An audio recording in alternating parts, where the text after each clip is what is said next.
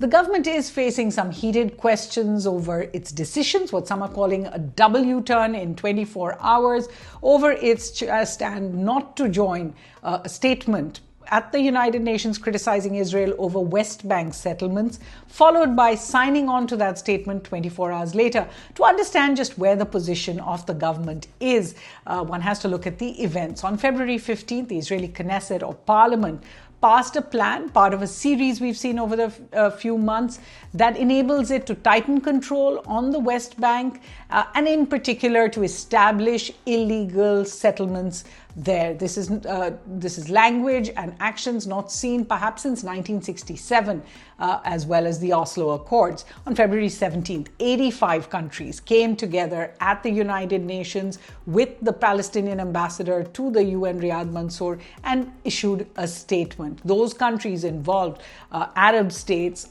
European Union and European states, all the permanent 5 of the Security Council minus the US, all BRICS founder members minus India, also Quad partners, Japan and Australia. So a wide variety of countries and many in India's neighborhood as well. But India was not a part of that announcement. Listen in to what Riyad Mansour said. We strongly condemn unilateral Israeli decisions and measures aimed at expanding Israel's unlawful presence in the West Bank. Such decisions are contrary to Israel's obligations under international law and must be immediately reversed. On February 18th, the UN Security Council held a regular meeting on the Middle East and the Palestinian question that saw a very, very heated debate and criticism of Israel there. 24 hours after that press conference, you saw India signed onto the statement. And of course, on February 19th, there's the US-led Board of Peace chaired by US President Donald Trump there in Washington. So what could explain these flip-flops from the Indian side? And remember, this is a sensitive issue and one where India really walks a very careful balance. To begin with, this may have just been an error of delay.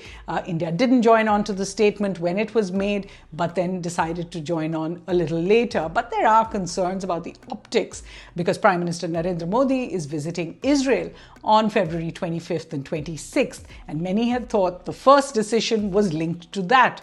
On the other hand, it was also puzzling because India has just signed on to the Delhi Declaration that External Affairs Minister S. Jaishankar issued along with League of Arab States foreign ministers on January 31st that committed to the Palestinian state but also to the 1967 borders. On the one hand, the optics may have been about balance, staying out of the statement as well as staying out of the Trump-led Board of Peace that India has decided not so far to join. But on the other, it certainly disturbed the careful balance that India has run on support for Israel, bilateral relations with Israel, and zero tolerance for terrorism, but at the same time, support for Palestine, humanitarian aid, and certainly support for the cause of the Palestinian state. In New Delhi, for The Hindu, I'm Suhasini Haider.